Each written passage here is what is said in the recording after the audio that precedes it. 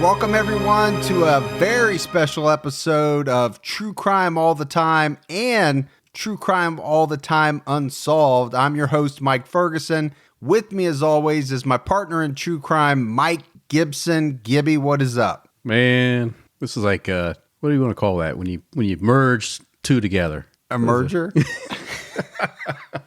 This is a true crime consolidation. There you go. I like it. So we're doing the Q&A episode. We just figured we'd put it out on both channels. So, people that listen to both will listen to one or the other. If you only listen to one or the other, we'll make sure you get it that way. So a while back in the Facebook group, we asked for some questions because we said, hey, we're going to do a Q&A episode. We had a bunch come in. We also asked for voicemails. We had some of those, not a lot, Gibbs. I think we have 4 to play with questions, but we're just going to go through, man, and just kind of wing it. Well, let's wing it. And answer these questions. I'll wing it. You can wing it. You wing it. I'll wing it. All right. So the first question is from Maria Ortiz. Got to give a big shout out to Maria because she's been with us, Gibbs, from the very beginning. Yeah. Especially like on Twitter and then on Facebook. One of our very first listeners and social media interactors. Yeah, been around, like you said, from the get-go.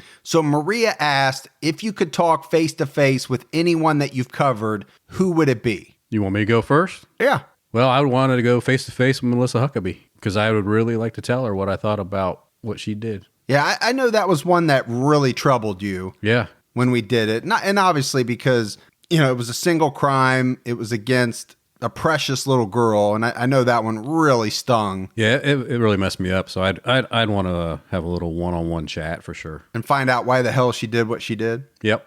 So I think for me, I'm going to go Tommy Lynn Sells. I just think Tommy Lynn Sells was just this over the top. I don't know. There was just something about that case, Gibbs, if you remember, the train hopping and the jumping all across the country. And there was a lot of randomness to his crimes and his murders. He'd be the one? He'd be the one. I'm thinking Arthur Shawcross be your number 2, maybe. Oh, yeah. Arthur Shawcross would be a good talk off. I'd like to get you guys in a cage match. No holds barred. No holes barred. It's holds, not holes.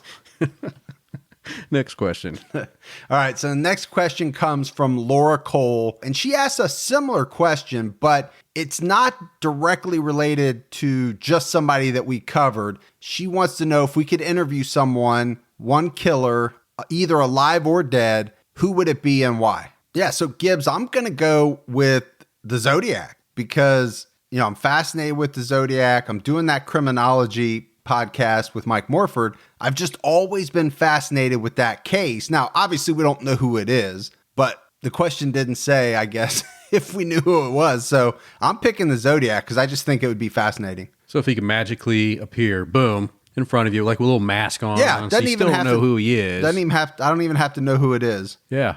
It would just be fascinating to sit and ask whatever questions I wanted to and get the answers to those questions. I'd probably want to sit across from Casey Anthony. So I would want to talk to Casey Anthony. I mean, allegedly. Allegedly, you'd want to talk to her? No, or I mean, allegedly she's an alleged...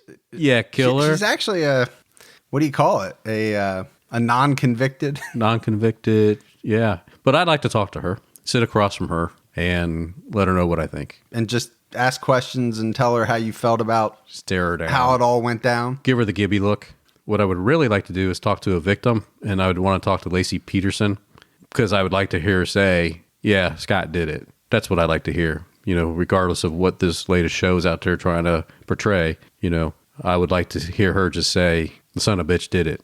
Yeah. No, I'm with you on that. That would have been a good question to ask if you could talk to any one victim of any of the crimes that we've done or any crime. So for me, I think that would be very fascinating, but I'll go Natalie Holloway then. Oh, that'd be good. On an unsolved bent because, kind of like the Scott Peterson thing, they're doing a bunch of stuff now on Natalie and unearthing a lot of things. So if I could talk to one person, I guess that would be it. All right, Gibbs. So let's go to the next question. Karen Spence says that my idea of hell is being locked in a room with nothing but a TV that plays reruns of the show Touched by an Angel. what is your version of hell? And don't say sitting across the desk from me.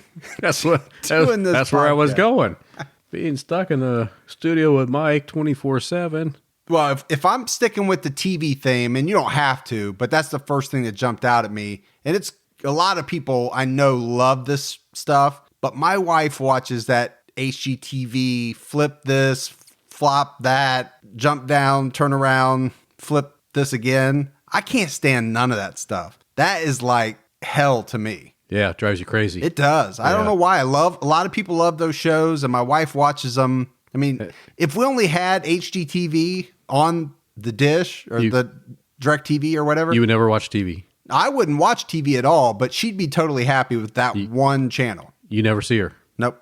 Well, in the follow that suit, I would just say if I was stuck in a room and I had to watch the Kardashians, I'd probably put a fork in my eye.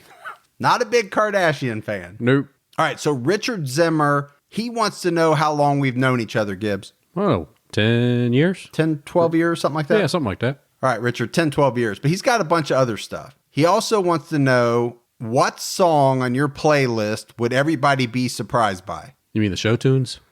They would be surprised by all the show tunes. All the show tunes? Oh, you want me? I was just going to leave it at that. No, I want you to give a real answer, a real song. Well, I don't have a playlist on my iPhone, so. Do you have songs on your phone? I don't. Do you listen to music on your phone? If I do, I'll go out on that app I have. Which is called what? What is that app called? Like Pandora? Pandora. iHeartRadio? Yeah, no, Pandora. Something like that? Yeah, Okay. the free one. So you don't have any... Yeah, I'll go out there. You know, I like some 80s stuff, and I'll go out and listen to some 70s rock. And Yeah. You know. So mine is very diverse. I mean, it goes from, like you said, like classic 70s type rock, 80s type stuff, late 80s, early 90s rap. You're a big Vanilla Ice fan, I know that. Not Vanilla Ice, but like the other day I was listening to F the Police by NWA. That's on my iPhone. Probably jumping around your house doing it. And then I have a ton of country. I like country. Yeah, you are a country guy. But then I may go Elvis. I may go Sam Cooke. I may go... Opera. Not opera. I like all kinds of different music. Disney show tunes. The only thing I don't like is like real heavy metal. I've never been into like heavy metal. Really? Nope. And I'll give Richard one more. He actually has like 15 different questions in here, but the one I'll pick of his is, if you could change careers, what would you like to do? Podcaster, man. Podcasting. Yeah. That's got to be the answer. Yeah. I mean, we put a lot of time into the podcast. This is our hobby now. But if there was some way to make a full-time job out of it, that would be really cool. So I think we're both on the same page there. So that kind of follows into the next question by Masha. Masha.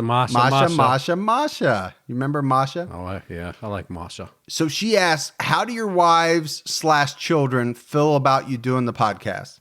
Well, my wife is a huge true crime person. She watches that, ID and Oxygen and stuff, all day, all night. Even when I wake up in the middle of the night, she's watching it. And your daughter is too, My right? daughter is a huge true crime fan. My son, not so much, Mm-hmm. But my daughter is, I'm talking huge. So they like it, Whereas my family, my wife and 2 daughters, they don't give a rat's ass about it. Don't listen to it. No. Wouldn't care to listen to it. Well, my wife won't listen to me because she doesn't want to hear my voice. Oh, well, I get my daughter that. listens. Yeah. But my wife doesn't. But she's big into true crime. But she's big into true crime. So I should put out an episode where I just cut you out completely and send it to her. Then she'd probably listen. She might listen to that. Yeah. The rest of the audience would not. They got to have their Gibby, man. I like that. Yeah. Then Masha also asked, what sparked our interest towards true crime? And for me, it goes way back. I mean, I've been into true crime since I was a little kid. I remember reading like Encyclopedia Brown books as a kid. And then, graduating into Helter Skelter and Anne Rule, a lot of John Douglas books, the FBI. Oh, I thought it was going to be the Nancy Drews that you read.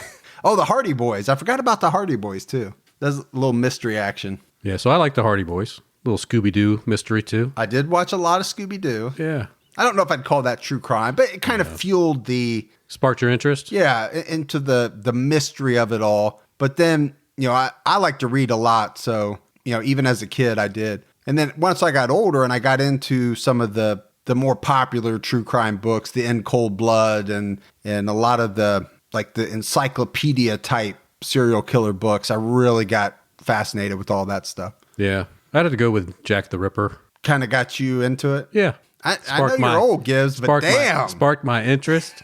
You were reading it in the newspaper back then? Yeah. And the Black Dollar. Dahlia. What'd I say? I thought Black Dollar is what it sounded like. We'll go with it. So Shelby asked, in the beginning, it sounded uncertain as to whether Gibby would be a regular host. And it did, right? The first episode you and I did together. Right. The second episode was the only episode I did by myself. Exactly. And so she wants to know, what made you decide to go all in? Me? Mm-hmm. You know what? Me and Mike are good friends. So, I mean, I enjoyed, so when Mike asked me, I was on the fence, said, try one with me. I did it, enjoyed it. And then, Mike tried one without me, and then we talked, and I said, I don't think I can do this, man. It's really hard. I said, I'll do it with you, man, because I enjoyed it. We had fun, and it just kind of spun from there. Yeah, I mean, it was really me coming to you saying, hey, I'm thinking about doing a true crime podcast. Would you be willing to try one with me to see what you think? And then just kind of went from there. Yeah, just kind of spun, and before we knew it, we were talking about doing true crime all the time unsolved, and now we're just busy. And the rest is history. That's right. So I want to play the first voicemail, and that comes from Samantha. Hey, Mike and Gibby. This is Samantha calling from Virginia. I just love the podcast. I can tell you guys are good friends, but are you really good friends? Would you help each other hide a body? I'm just asking for a friend. So she's just asking for a friend, Gibbs. Would we help each other hide a body? And I think you and I have joked about this before. I don't know if it was on the Facebook group. It might have been. Or not, but the joke was, how does she know that we haven't already? Right. But in reality, even though we are really good friends, I wouldn't help you hide a body. Plain and simple. So, I mean, interesting question, because Mike's wife actually asked me that same question. Did she? She said, would you help me hide a body? And I said, who are we talking about? And she did that little eye roll, like glance over. Yeah, head nod, eye roll. Kind of clued you in on who it might be. Yeah. Happened to have the insurance policy laying out on the island there, and I seen it, and I thought. And maybe that's part of the question, right? Who is it? Yeah. I mean, is it just some stranger? Is it somebody we know? So, I mean, I guess the important thing was we just learned that Mike does have morals. I do. He does draw the line somewhere. I do. So you won't help hide the body, but will you help take care of what needs to be taken care of before the body needs to be buried? I'm not big into breaking the law. Let's put it that way. So Jackie Lee Fitzgerald Wood has a question, Gibbs, and she asked, do either of us have a history of crime in our families? Man, yeah. I know you have a lot of stories I do. Of crime that happened like around where you've lived. Where I lived, where I worked, even in my family, going back to great-great-grandfather who shot a man that was sleeping with.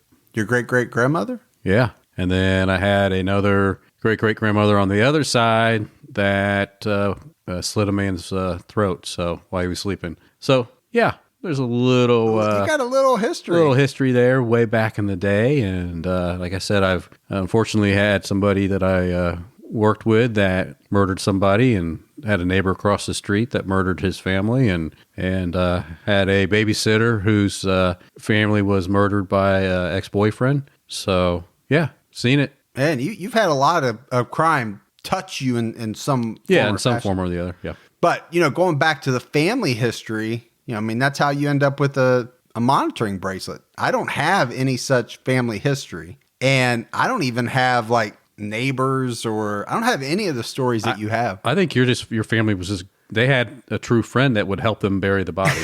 They probably did, so it never came out. Exactly. So the moral of the story there is, number one, don't buy a house at Gibby's neighborhood, because the shit's going to go down. That's right. And number two, just stay away from Gibby. So Darcy Cole asked, is this our first crime discussion venture together? And the answer to that, Gibbs, is yes, right? We've never done anything before. We've never done any other podcast, especially true crime or anything. Right. So that answer is pretty easy. But she goes on to ask, and there was a lot of people that asked this same thing. It was really about, how do you collect the facts? How do you how do you do all the research for a case? How long does it take? There's a bunch of different questions along that same vein, and most of it is computer work. I mean, we're not traveling to... I think if we tell them, we have to kill them. Do we?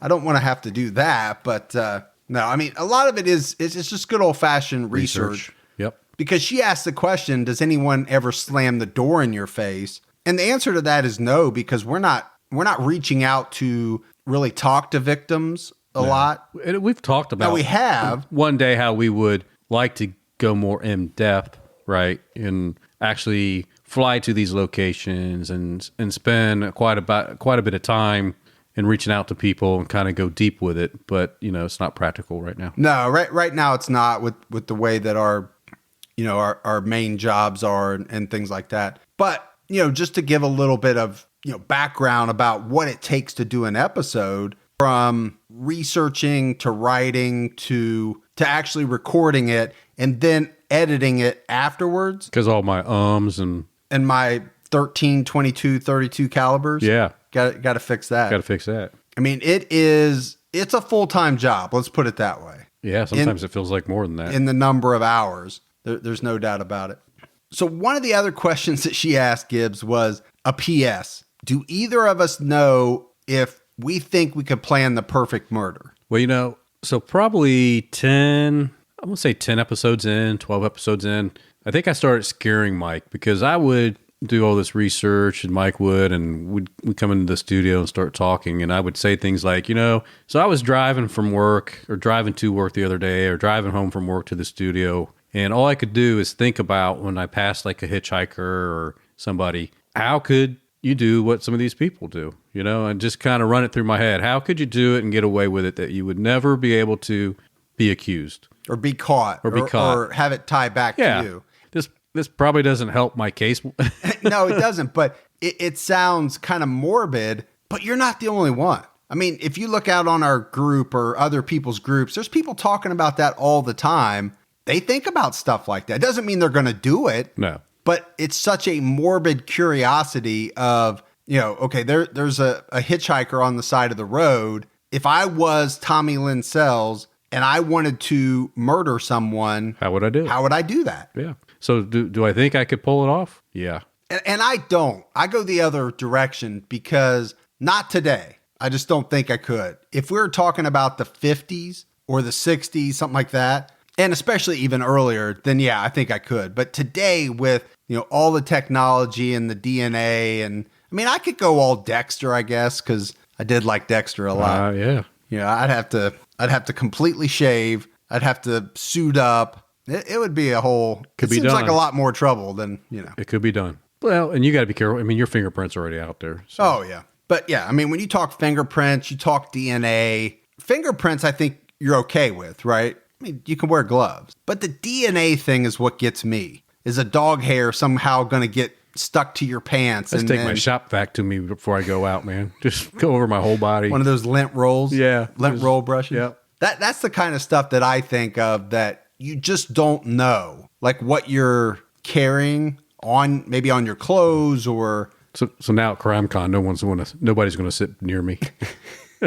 They're definitely not going to want to ride in our car to go to lunch. Yeah. Who wants to go to lunch with Gibby? That's for sure. Nobody. Okay. In 2016, California wife and mother Sherry Papini disappeared for 22 days. When she was found, she told authorities a detailed account of being kidnapped and tortured. Years later, in a stunning twist, Papini pled guilty to making false statements about what happened to her, setting off a media firestorm. Now, for the first time, Sherry Papini is telling her side of the story and revealing shocking new information. Sherry Papini, Caught in a Lie, an ID documentary event, Monday, May 26th at 9 on ID. Set your DVR.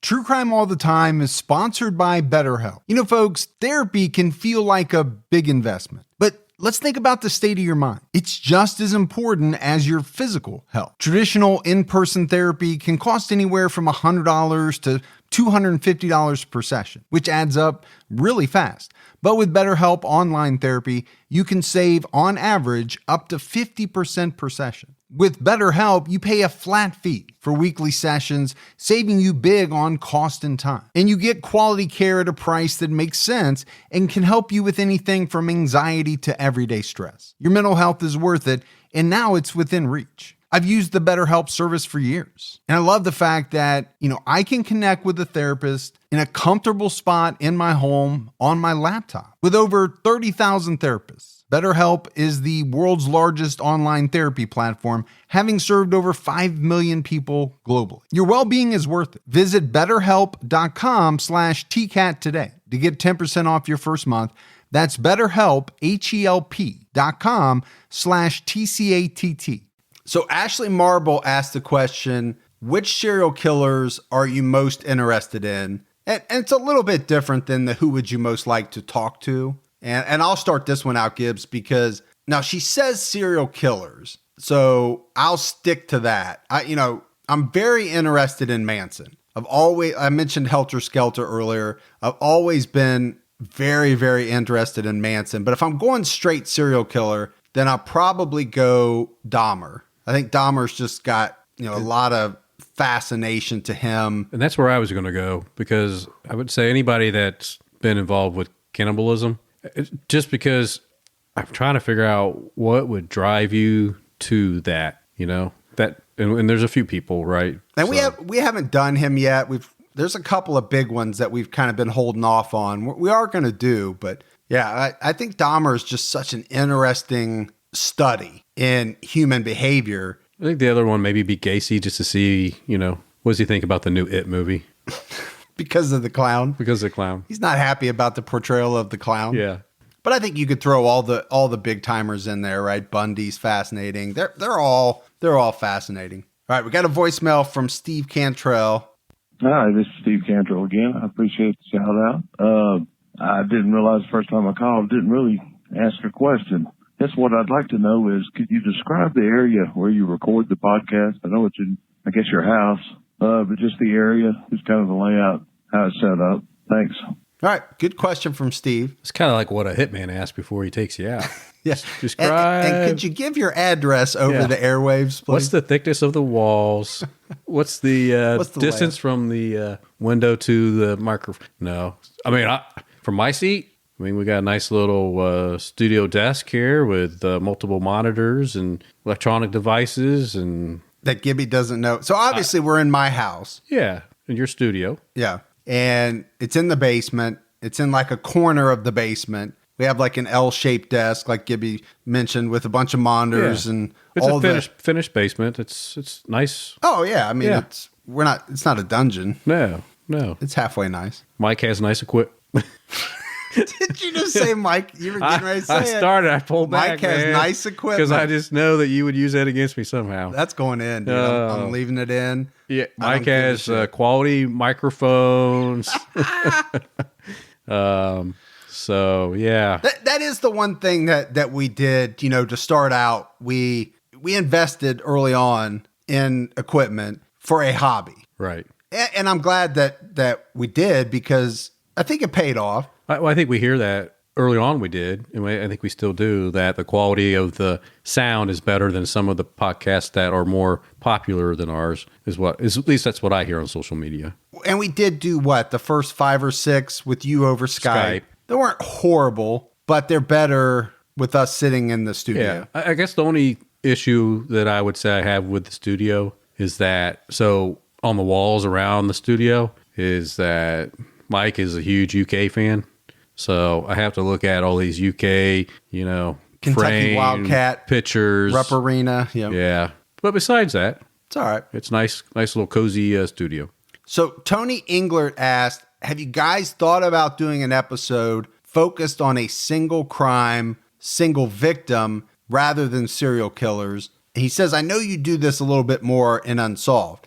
Now, we have done some of that. We did Melissa Huckabee, who murdered Sandra Cantu. So we have done some of that on True Crime All the Time. We do tend to focus more on, if not true serial killers, people that have committed multiple murders. Yeah. But we also did Christopher Porco. We've done a number. Yeah, we've done a few of them. Yeah. But yeah, I guess to answer Tony's question, we're definitely not opposed to that. I think at this point, Gibbs, we've got so many cases to pick from. It's just hard to choose week to week. So Kelly George asks Gibbs, what's a typical day in the life of you and I? And then she says, does Fergie have a nickname? Well, he thinks he does. He calls himself Fergie-licious a lot, which I don't understand that. It's Fergalicious. Yeah, whatever. No, my daughter does go by that. Yeah.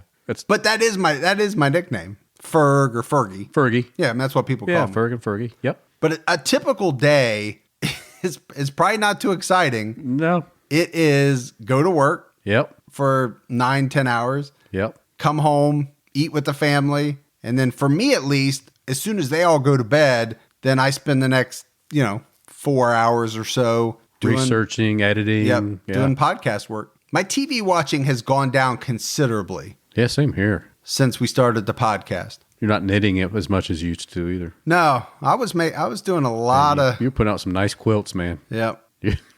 Shut up. All right, we got another voicemail, Gibbs. Hi, Mike and Gibby. This is Carmen from Ludington, Michigan. I had thought of when I was listening to your podcast on the Menendez brothers and Peter Sutcliffe, and that was about people who marry or get into intimate relationships with convicted violent criminals, especially women. It seems more women do this, or perhaps they just get reported on. So I just wanted to know what your take was on that. Thank you again for creating a great show. Keep up the good work and keep your own time ticking. Thanks. Bye. So would that be the pity factor?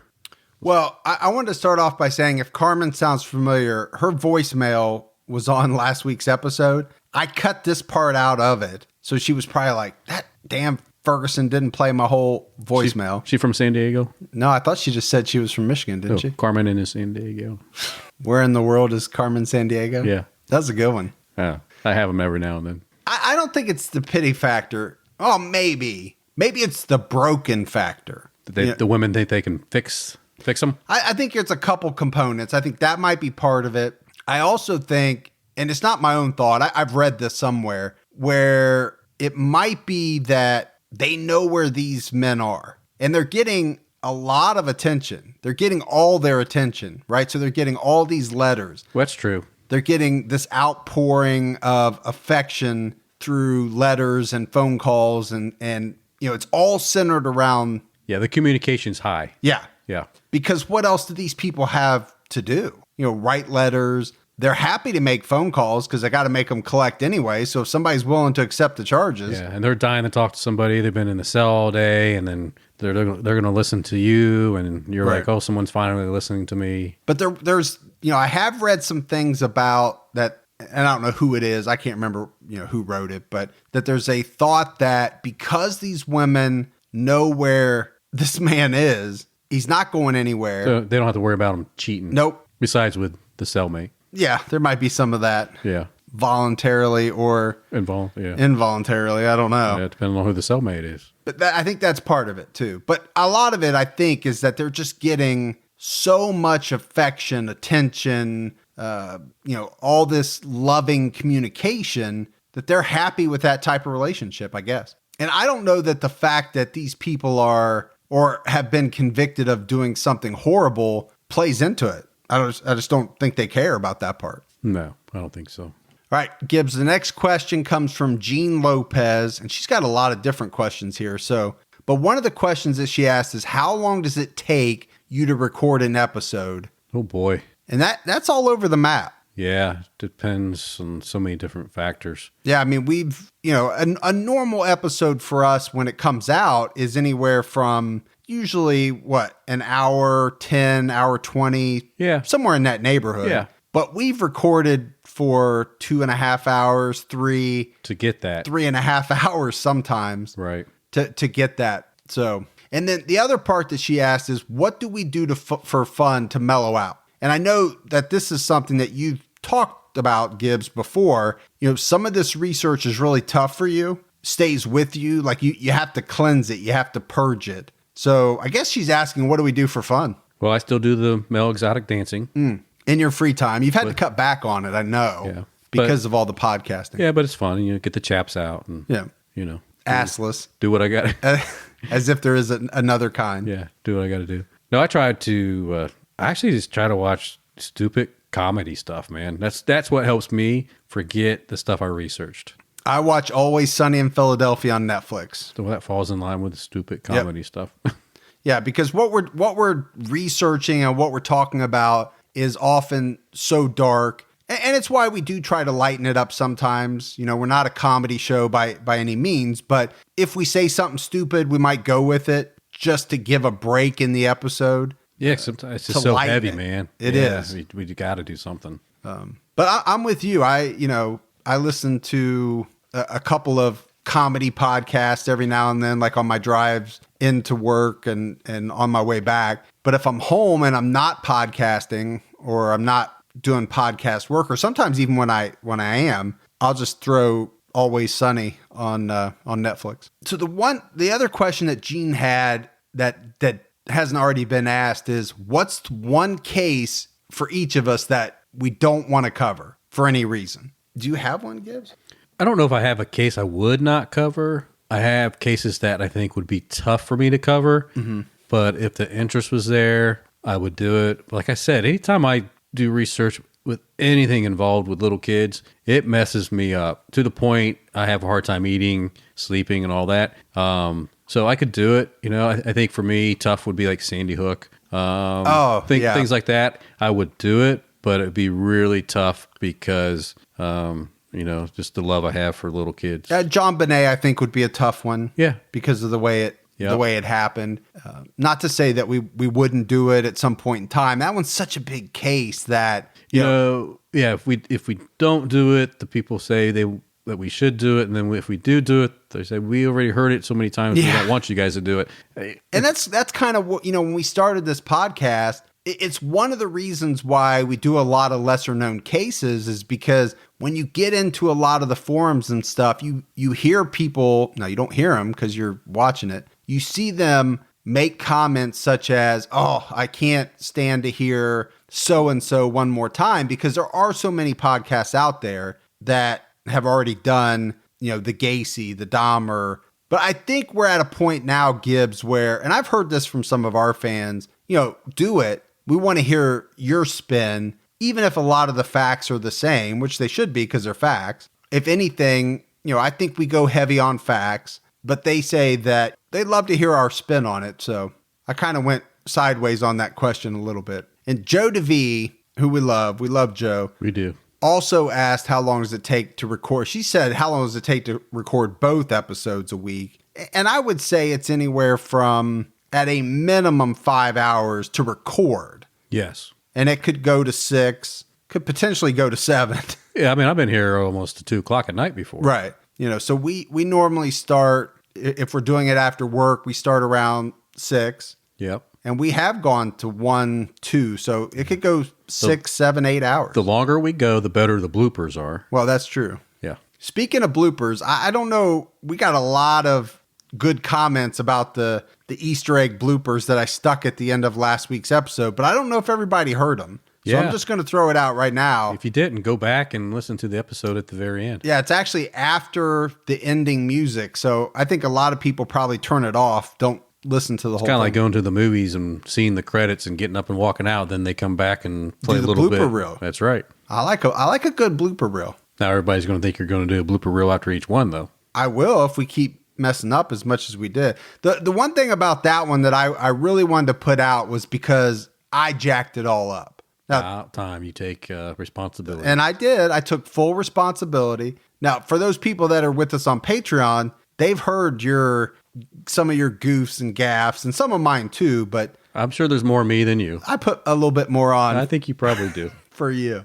So Trevor Durant wants to know, what's our favorite episode so far? If you had to pick one episode as your favorite, Gibbs, what would you pick? Man, that's tough. I'm probably going to say for me it was Scott Peterson. You like Scott Peterson episode? Yeah. I think I'll go Arthur Shawcross. That was my second choice. Yeah. Yeah. Part 2. Oh, you liked part 2? Yeah, part 2. All right, so we got a voicemail from Milena Slater, big contributor on social media, Gibbs.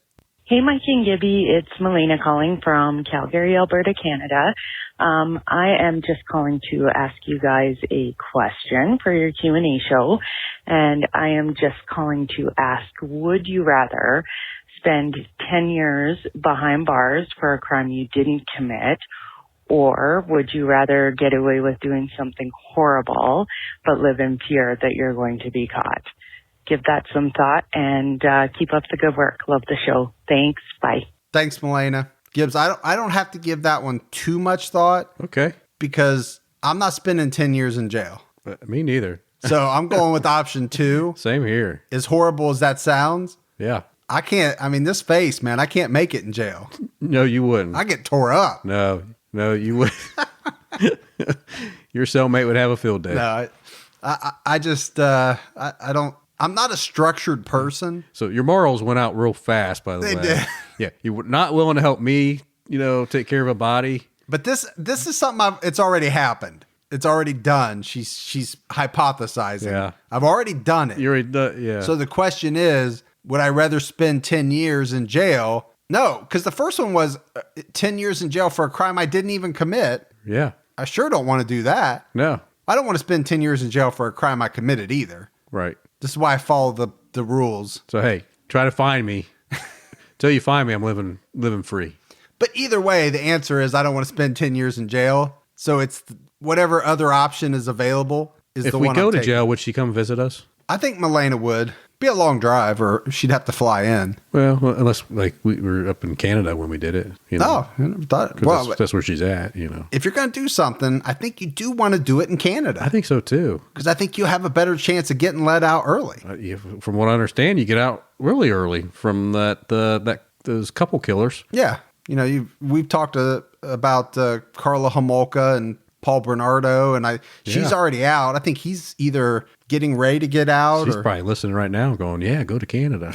Carla. Trust me. Carla's listening to I doubt she listens to the podcast. I don't know. You'd be surprised. Hey, if you do listen, drop us a message. Let us know. We're to your case. Gibby's always wanting to get a call. So the next question is from Travis Gentz, and I hope I'm saying your last name right, Travis. Travis is the guy that is always putting the cool memes out. He's the king of memes, but man, he nailed you the other day. He really did. good. Really good. He did. I got to get some better pictures of myself out there too, because my face looks so fat, my eyes are barely open. I loved it. I couldn't stop laughing. I know, man. it was pretty funny. So he says, it kind of goes back to what we were just saying. Do you guys ever think about the fact that there probably is or are serial killers who listen to the show, members of our pages, our groups? And he says, I know you guys joke about it, but it's very likely that at least one person does. Travis. Travis. Are you trying to tell us something, buddy? No, I think there's a potential of somebody on the wrong side of the light listening and watching. Yeah, I like the way you phrase that. Yeah. On the wrong side of the light. And I think you got to give us a call. And if you are, Gibby wants to hear from you. Yeah. From a distance. From a distance, exactly. No, I agree with you. I think there's a very good chance. Because here's the other thing, Gibbs, and we talk about a lot of bad people, right, on the episodes. My thought is there's a shitload more bad people that don't get caught. Oh, yeah. There's a lot of bad people out there. Now, there's a lot of good people, don't get me wrong. The percentage is still very small. Yeah, but they're out there. There are active serial killers in the hundreds, is my assumption, all across the country. There's always people teetering. They're right on the fence. Do I? Is today the day? So can I do it? I don't know. I'd say chances have gone up dramatically as the show's gotten more popular because the number of downloads, listens has gone up. But if you're thinking about doing something bad, don't do it. Walk away. I agree with that. It's not worth it. We're not looking for new subject matter. We've got plenty of cases. Yeah, there's enough to cover. out there for us. We're good. Thank you, though, for thinking of us. That's the one thing, we're not advocating anybody do anything for sure.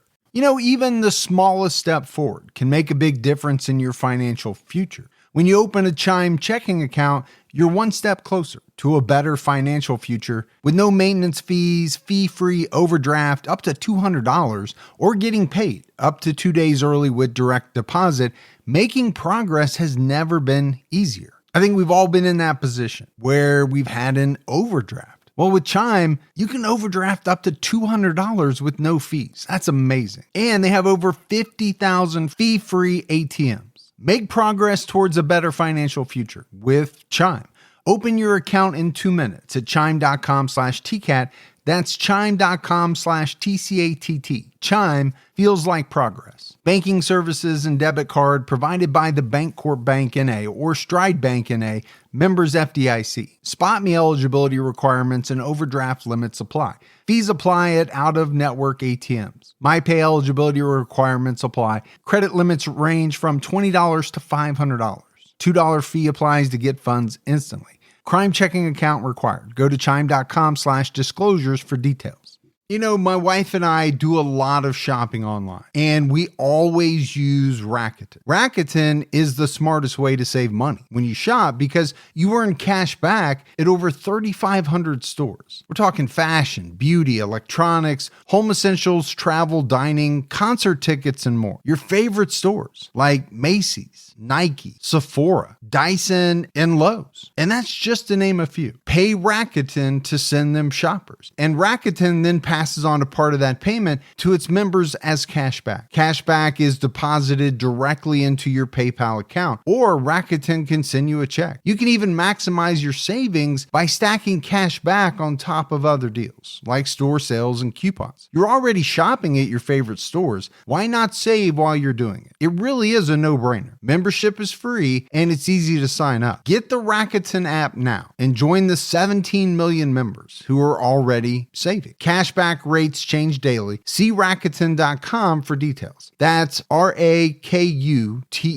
Your cash back really adds up. So Joe Farrar, and Joe's great supporter all over the page a lot. Joe wants to know, and I think maybe you've already touched on it, Gibbs, but is there a case that we covered where we got so emotional that we had to take a break before finishing it? Yeah, there was a couple times that we were recording, and I think, you know, Melissa Huckabee, Santra, that was one that, you know, both you and I both got choked up talking about, that we just needed to just stop for a minute and get recompose ourselves. And there's been a few other ones that it was just, I think it was, Arthur Shawcross. That was one that was a little bit with the kids. Oh, the part about the kids was tough. Now, for me, you know, we did that listener hometown with Jordan. Oh, early on. The follow-up one was tough on you. And then the follow-up Skype with, you know, her parents, which you couldn't make. I couldn't make it. So I had to do that on my own. And that was tough. Yeah, I remember you talking about that. Because I cried during that. They were crying. I cried. I mean, it was a really tough interview. And I'm sure there's a lot of people that had never even listened to that one. Yeah. Because it's kind of like an add-on. Right. It's just me talking with the parents, but it was very, very tough. Yeah. And partly because of the emotion, you know, that they had, but also because I wasn't expecting that. You know, we kind of research these cases and talk about them from afar. Yeah, we never get, and I remember you calling me, you know, when they reached out to you. And yeah, because I had no idea. You were nervous. Yeah, I had no idea if they were, her mom, Bianca, was the first to reach out to me. I had no idea if she was going to be upset at the way that we covered the case. And then on top of that, you know, when we did the Unsolved on the Colonial Parkway murders, Kathy's brother, Bill, reached out to us, and I had that same feeling. Well, I remember we were at CrimeCon when he reached out to you, and we were like, man, we hope that he felt we did justice, but what if he didn't? Yeah, right. I had no idea. Now it turned out good. Yes, and he's actually, you know, follows us, and he's posted recently on the Facebook group. But when you first get that email or voicemail or whatever that somebody wants to talk to you, it's kind of a sinking feeling. Yeah. Because you don't know if they're going to be upset at the way that you talked about the case, or that, hey, you didn't do it justice. But luckily, so far, we haven't had that problem. So the last question, Gibbs, comes from Kate Clare, and she's in Stanley Bridge, Canada. Not sure where that is, and her question is, she wants to know if we find it hard to do cases outside of the States due to the different laws. And she actually says, living in Canada, she understands the U.S. justice system better than Canada's. So take that for what you will. Yeah. And with my extensive background. In what? In international law, criminal law. Ex-prosecutor. And my extensive... adjunct professor of law. I mean, you know how well I do with of course, my native English language and the multiple other languages that I'm fairly fluent in. Yeah, no, it's tough, because we're not from there. So we're not going to know, Mike knows much more than I do, if that's for sure. About everything. I mean, that's just a general statement you're Not making. everything. What's wrong with you, man? Well, you didn't qualify it. You didn't I say know. Mike knows more about X. So Yeah. I'm just taking saying, as yeah. a general statement. Yeah. But, we ventured into Canada. We ventured over to England. Mm-hmm. And we're going to go to some other places. Yeah. I'm getting ready to maybe Taiwan. But I do think it's tough. You're going to Taiwan? Taiwan. I do think it's tough because we can't pronounce all the city names and all of that here in the U.S. You sure can't. I can't, dude. Some of them are hard. I nail it, man. Illinois. Illinois. I get tortured about my names and city names from down in Louisiana. What's that drinking game? If I just say Illinois a few times, they have to drink. People will be drunk. There's a lot of drinking games. Yeah. A lot centered around how I like to start my sentences. And I've actually had to stop saying certain things. Me too, man. You're pretty conscious about it now. Now Gibbs. Yeah. That's one of them. Now Gibbs. But if I didn't say it, would the show be the show? No, you gotta just like stay true to yourself. If you stop talking about movies and then 10 words in realizing that you don't know what movie you're talking about or what the movie's about, I always know what the movie's about. The show would not be the same. Maybe I don't translate what the movie's about. Did you say translate? That's what you were going with. That's right? what I'm going with. Okay. I just wasn't sure. It came out a little funky. Yeah. Well, that's me. I like the last week Caligula. Caligula. That's getting a lot of play. Yeah, that whole orgy thing. That's getting a lot of play too. Yeah. It's a good book. Did you ever see the movie? Caligula? Yeah. No. It had all the main stars in it back in the day. No. It was, yeah. I was probably like 3 years old. So just to finish up on Kate's question, I mean, sometimes it is hard because at least in the States, we have a better understanding of the justice system, especially with Canada. I have a hard time understanding and talking about, how somebody does something, so horrific and then is out walking the streets in 5, 6, 7 years. Fraction of the time they would get here. Where here they would probably never see the streets again. Right. So it is a much different system. I think that was Gibby's phone because he fails to put it on airplane mode. Yes. Could you? Okay. Hey, I guarantee you people heard that. If you heard my phone vibrating, let us know. If you're hashtag Team Gibby, say no.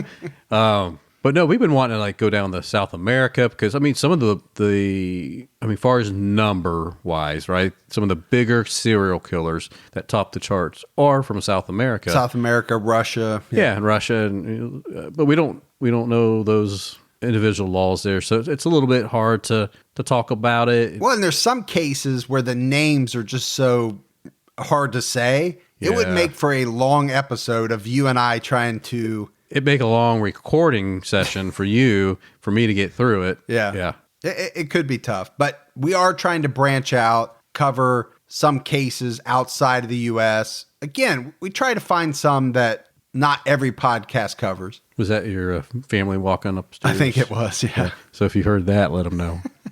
All right. So I'm going to ask Mike a question. And it kind of goes around like the game of Clue. Is that what you say? What is the game of Clue? The one where the librarian was in the kitchen with a candle holder? The librarian was in the kitchen. Mrs. Robinson. Mrs. Robinson. The Colonel. And all that way. Colonel Mustard. Yeah, with the candlestick holder. Was in the library. Not the librarian. That's Clue, was in right? the kitchen. That's Clue. Yeah. Okay. Not the way you're saying it. All right. Well, you know where I'm going. It's another movie, by the way. It is another movie. Yeah. You're right. So if you were in the game of Clue, who would you be? First of all, I'd be the librarian because it's not a character. So I'd be safe. What room would you be in? And what would be your choice of weapon? I would be Professor Plum in the study with the K-bar. That's not a weapon on the board. Well, I think there's a knife in there. You're asking me? I don't know. It's not like I played Clue since I was 13 years old. So in real world, if you were this murderer, what would be your choice of weapon? Oh man, now you're getting really for some reason I feel like if I was, and I would never be, I relate to Dexter for some reason a lot. Yeah, you like that Dexter. I really like that show. So I think I would be, now I like to think I would be like super methodical about it and real analytical, like in every step of it, like Dexter was, as opposed to somebody that just was very sloppy and did things kind of, half-ass or by the seat of their pants. Yeah. You're really taking me down a dark road here where I'm thinking about what type of killer I would be. Yeah. But if I'm answering the question honestly, I think that's probably what I would be because I wouldn't want to get caught. Right. And that would be my main, like, I think a lot of these people that we profile, I mean, sure, they don't want to get caught, but I don't think it's like their every thought, right? How do I not get caught? How do I not get caught? No, I think most of them do it at the spur of the, I think their main thought is, I got to satisfy whatever frog demon. Right. Going back to the frog demon, I think that's the overriding factor, not how do I do it in the best way possible all the time. Yeah. It's more like, okay, where's my next opportunity? And when I see it, I'm going to take it. And sometimes that means it's sloppy. It's done hastily. So the follow-up behind that, to take you to the brighter side, if you are on the law enforcement or the crime-solving side, what do you think your biggest contribution would be to help solve a case? And there again, I go straight back to Dexter. I think I would be more on the forensic side of things, just given the way that my mind works. I think if I was in some type of law enforcement, I would prefer to be, in forensics. And follow-up question? You're trying to paint me into something. I know. So if someone had to play Mike Ferguson in a movie, who would you want to play you? What actor? Well, just on looks alone, I have to go Ryan Gosling. No, I'm kidding. Well, when you were 18? If he was still alive, it'd probably be Philip Seymour Hoffman.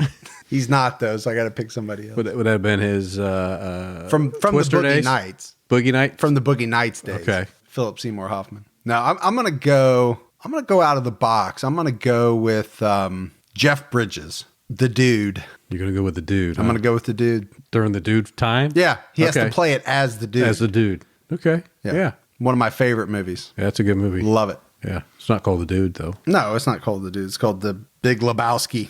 I just like the character, The Dude. All right, Gibb. So I'll turn it back around on you a little bit. Not so much, what type of murderer you would be, because I think everybody knows that. I don't even think that you need to answer it. I think most people know what type you would be. Because I'm good with my K-bar? Yeah. Got some skills. I think they got a good handle, a good reading on you. You think? Yeah, I'm a little bit more behind the veil. Yeah. You're a little more out front with your stuff, but it's more about the love. We'll call it Team Gibby love. How blown away have you been since we started this podcast just about social media? Oh, I'm floored that we got people that like to listen to us. Yep, number one. I am, because what do we think? A couple hundred people might listen. I didn't even think that, man. I thought if friends and family listened to the first one coming out of the gate, that would be pretty good. And the fact that it was way more than that, I thought, what is going on here? And then it kept on growing. I thought, I can't believe people are actually listening to us. I really did. Well, into the hundreds of thousands an episode. Yeah, right? To me, it just blew me away. Well, we thought it was okay. Maybe 200 people will listen to an episode. I mean, and to get up where we're at now and to those numbers, man. Yeah, it just blows me away. It is pretty unbelievable. And then, like I said, the social media is the next component. It cracks me up. It's fun. I love it. I love it a lot. And one thing about you and I that I think people realize is we can take it. We have no problem getting a little ribbing here and there because we get a kick out of it. Yeah. I mean, I get the ribbon when we're recording, and I certainly get the ribbing on social media, but that's all right. I'm a big boy. Well, and I think that's part of what people like about the show. I mean, they like the fact that you and I are friends. We give each other shit. Yeah. We can give it. We can take it. And we do that in social media with people. Yeah. Right? They give it. We push back, give it back. And I think that they like it that, as busy as we are, with our full-time jobs and the full-time podcasting, and especially for you. I mean, you got multiple podcasts going. Right. That we still take the time. I mean, we're on social media, and that's us. That's us talking to everybody, right? It's not somebody that does social media for us. It's actually us. It is. I mean, we do it all. And it's not just social media. I mean, we get so many emails. I think people would be blown away by how many emails we get that people don't see. Yeah. Or like, what do you call them? Instant messages on Facebook. Or DM and IM and all that stuff. Yeah, DMs on Twitter. Yeah. Is that what they're called? Yeah. Shit, I don't know. It is. We're so technologically challenged. But yeah, we get them. I mean, and there's some listeners, friends really, that we talk to all the time. Yeah. I mean, there's some that I know that I'm going to get a message every Sunday night after, I mean, I'll just throw it out there. I mean, like Jess, yeah. Every Sunday night after she listens, she'll reach out and she'll want to talk about it. And we love that. Yep. It's very, very cool. And we just want to say how much we say it every episode, but we do really appreciate everybody. We do, man. It's not lip service. It's not BS. You're all great. It's unbelievable. Team Gibby, love you. Yep. But we love all of you, no matter what side. Where was I going when I started asking the question? I think you were just wanting to know how you felt. How I felt that the fact that there's people out there that are Team Gibby, that people that, are like cheering for me. Which I love. It blows me away. I love it. Which I love. So Jessica put out the question on both Twitter and Facebook, are you Team Gibby or Team Fergie? Which I thought was a lot of fun. Obviously there's a lot of Team Gibby. And then there was some Team Fergie, but there was a lot of Team True Crime All the Time. Yeah. And I think it's fun no matter what. But I think everybody realizes that it wouldn't be the same if I did it by myself. It wouldn't be the same if you tried to do it by yourself. No, it's a chemistry. And I think everybody's Team T-Cat. Yeah. And then I think, and that's the main part. Yeah. And Jessica was probably the first one that came out with Team Gibby. She came out with that because she wanted to get a little merch that had that on it. And it's just kind of developed from there. I'm still waiting for you to open up your wallet to get some merch that says Team Gibby on it. Team Gibby. Hashtag Team Gibby. All right, Gibbs, we got anything else? No, I'm excited to see how my, I'm starting to do some amateur tattooing. Are you? So. On yourself or other people? No, actually, your daughter's going to be the first one. Oh, she signed up? Yeah, she wanted something cute on top of her foot or something like that. Does it say hashtag Team Gibby? Hashtag. I can see you doing that. Like when you say that to start out the conversation. Yeah. I have to, literally for a split second think, is he really doing that? Is he really getting an amateur tattoo? Yeah. Yeah. I'll have my kit with me at CrimeCon. Because it wouldn't surprise me if you came out and said, I just started doing some amateur tattooing, just got into it. I could probably do it. Bought the ink, bought the needles. I don't have a steady hand. That's the only problem. But if you like something different, like I color outside the lines. Yes, you do. So, I'm the guy for you. You're like the lady in the Snickers commercial where the guy wants no regrets. No, that's right. And it turns out no regrets. Well, yeah. Clearly, some people have an issue with my English language skills. They do. So I get emails about it on a regular basis. Probably not the person that you want to do your tattoo. And that's what's funny. Kind of, before we end it, kind of going back to all the social media.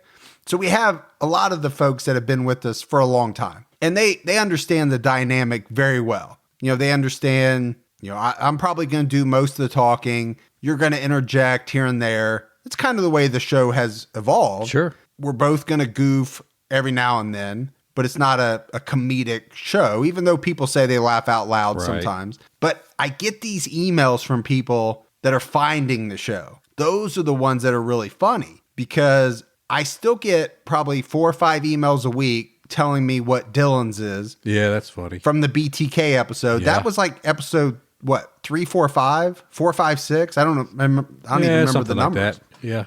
Back in the day. Back in the day. So I'm still getting, 4 or 5 emails a week from that. I get emails on a regular basis saying, Gibby butchers the English language.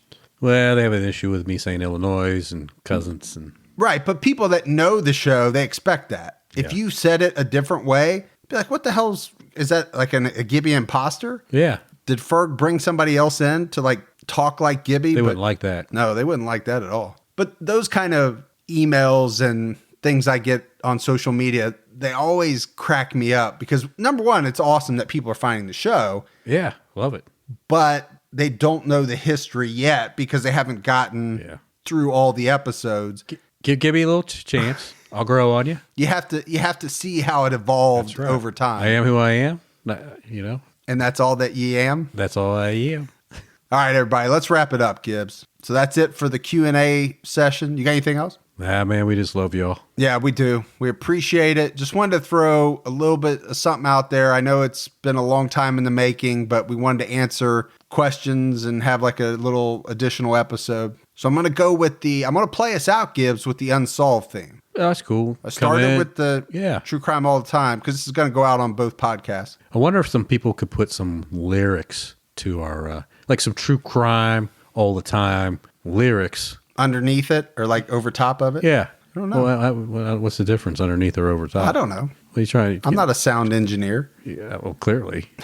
I've made no bones about the fact that neither one of us is Mr. Technology, either when it comes to social media or any of that. Yeah, I'm still trying to figure out how. I mean, the best thing that ever happened to me was to get those free GIFs, GIFs or whatever they are. GIFs. What are they called? I thought you were talking about a gift. No. Like somebody gave you a gift. No, GIFs. Okay. Pictures like I don't know. GIFs. The ones that are animated? Yeah. Okay. I love those things. As opposed to ones that you would pay for? You said free.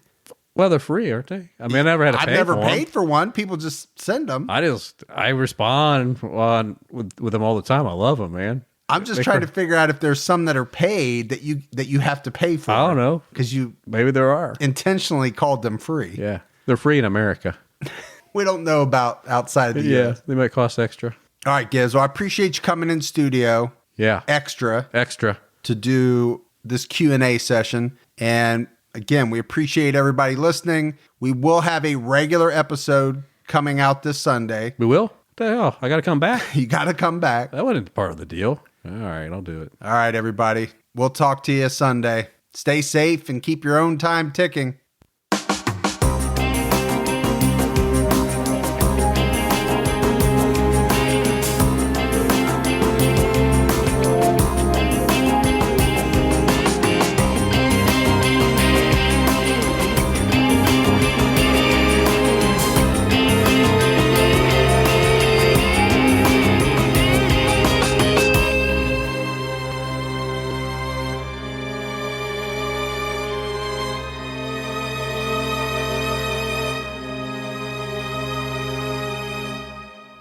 Yeah, so you're probably hanging out after the music to see if there's any more bloopers.